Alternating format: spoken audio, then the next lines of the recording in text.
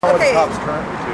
Okay, yeah, you talk about Kurtz and what happened Kurtz with and Steve. Clevos. Officer Kurtz, Christopher Kurtz, Downey detective, now he's promoted to detective, and Officer Clevos.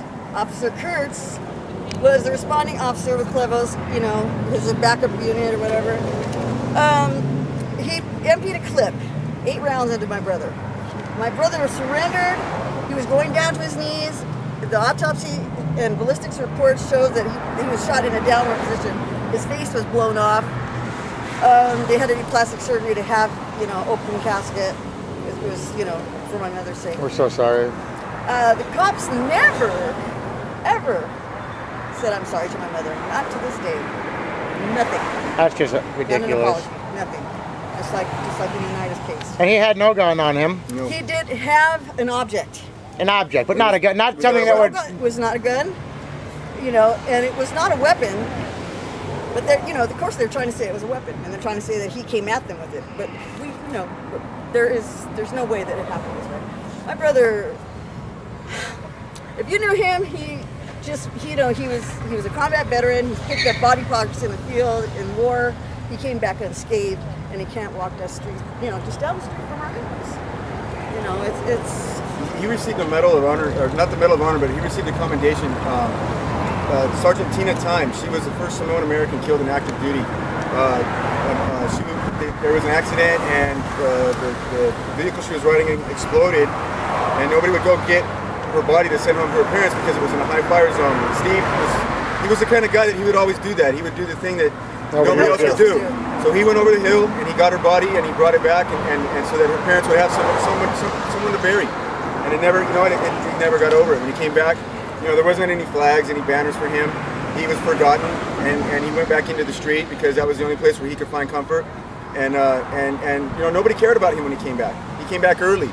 You know, he didn't come back in time to where now, you know, you come back. They go there and they risk their life, yeah. and, you know. And you do something like that, you know, it's something They should have something when they come back. you wake up with every day, you eat with every day, somebody you probably know better than, you know your own family at that point, because you're counting on them to save your life, you know, and then you see them die in a grisly manner, and then your job is to go get them, you know what I mean? And in a fire situation where you're risking your life to go pick up pieces. It's not even, it's pieces. Something none of us would do. And it's scary coming back, you know, and you think you're safe. Right. Now that you're out of the war zone, and then the Exactly. police, your local police department kills you when you have no gun and no nothing. Right, and again, when Steve died, it was the same thing. You know, one of the common factors that we find with a lot of these killings is that the community loved Steve. You know, the community loved Mike. The community loved Martin Hernandez. The community loved Manuel Diaz. All these people who they're killing, their communities are coming out to defend them because they mean something. Their humanity, their dignity is real.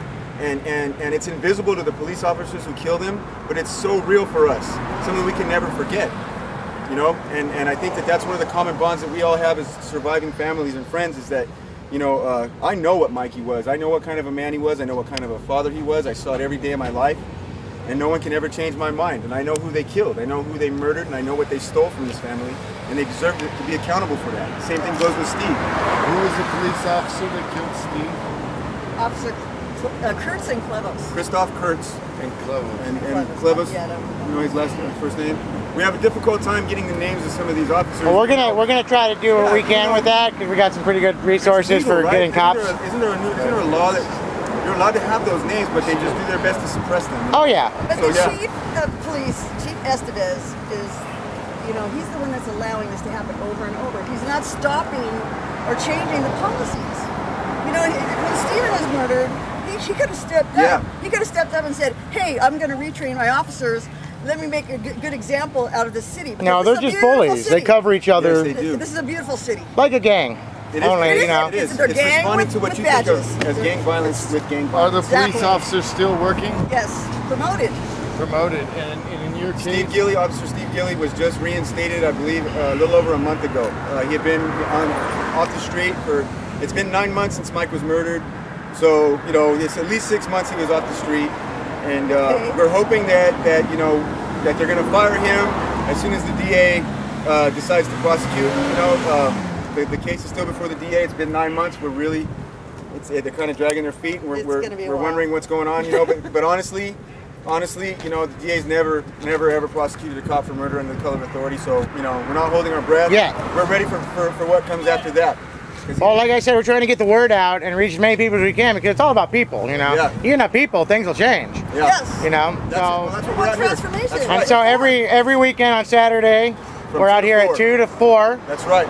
in Downey, and Imperial, and Paramount. Or you can Google Michael Night Nida. Memorial Site. Michael Nida Memorial Site. Thank you both for your Thank you. time. Thank you, and brothers. I'm really sorry for your friend and for your brother, and we want to help you be a voice here. We'll make it right. Thank you so much. We're gonna make it right. That's We're right. gonna make the DA listen, and we're gonna make